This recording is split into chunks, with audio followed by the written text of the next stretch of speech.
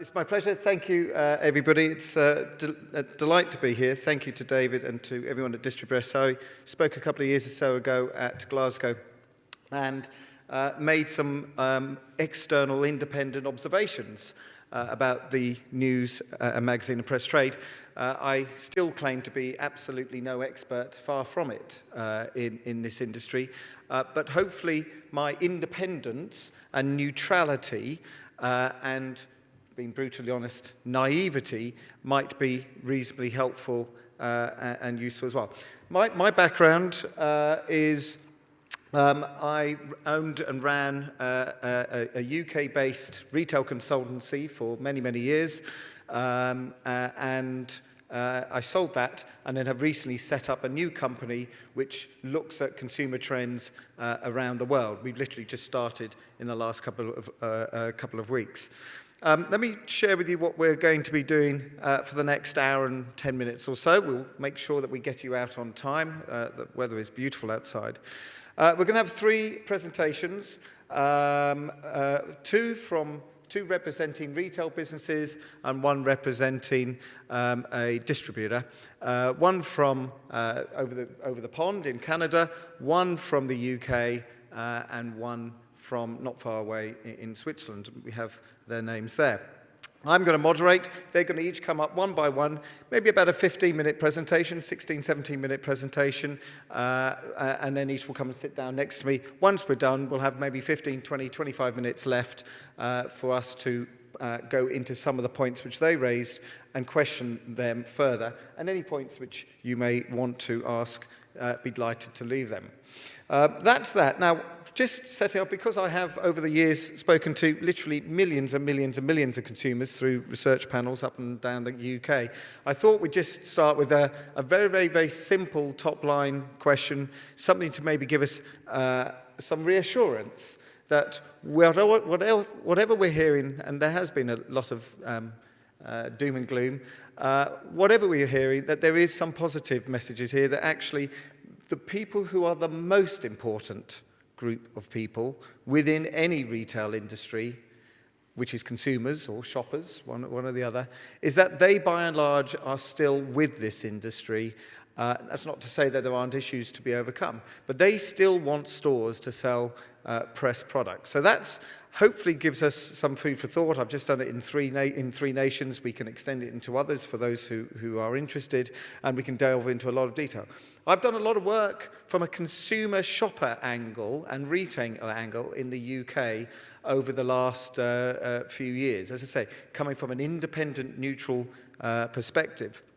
And some of the questions which we've been starting to get answers to, and maybe we'll dive into some of these over the next hour and 10 minutes, is to truly understand how well do press products drive footfall within retail businesses. This starts to get into the area of kind of data and knowledge insight.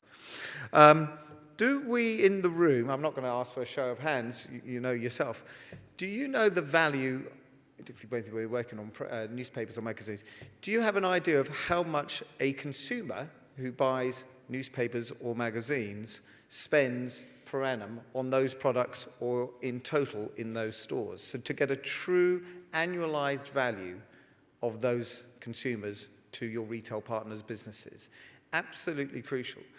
Do you know what products get bought with your products in your retail partners' stores? Absolutely fundamentally crucial that we know those kind of things. And the people who, and it's great that we've got representation from Canada and from Switzerland with two excellent retail businesses here, but how enjoyable is it to work with your category compared to other categories? And do we need to start learning from other categories as well? And it was over the last last hour or so, two outstanding presentations. There's some of the notes which I made, and I thought Mr. Preston's presentation was absolutely brilliant. There's one or two little points in it, which is around the point about who would want to pay more for less. And I've got a very good example for you, which is one of the top-selling products in the world, and that's called a 500 milliliter Coca-Cola.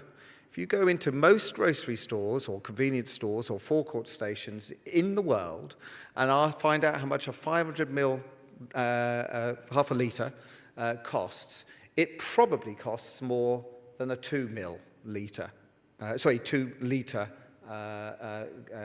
bottle of Coca-Cola. That is completely against odds, but why is that? It's because the need state of the consumers who wants the half a litre, grab and go, with their lunch, with a snack, is of greater importance, and they're prepared to pay a premium for that. So sometimes we've got to throw conventional wisdom and common sense and what on paper looks utterly absurd out of the window and recognize that it is consumers and humans who are shopping, and they're in their particular need state.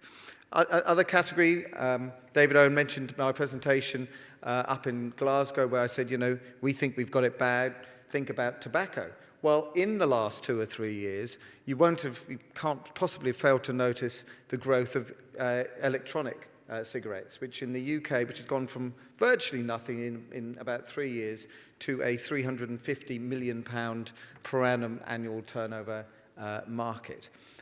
Interesting to see, again, people still want to have the nicotine, but they don't want to have the harmful byproducts of tars. So there's lessons in there, I think, around what people want and what they're prepared to do. I thought Mr. Husney's presentation that the amount of time spent reading the magazine, I think I grabbed it, I was taking a photo of the slide because I thought it was interesting, down to 15 minutes. I think that's quite good. I think Costa Coffee, if they could get people in, and Starbucks could get people in for 50 minutes, they'd be absolutely delighted. So sometimes we've got to look at comparisons and say, actually, that's not too bad. So those are some of the thoughts which I have. I won't take any more time up.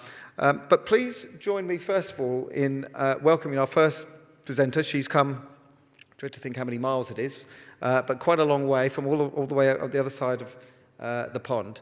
This is Arlene Shepard, who's come from a fascinating business. I'll say nothing about it because she's going to do her own intro, from a business called Newsstands. Please join me in welcoming Arlene Shepard.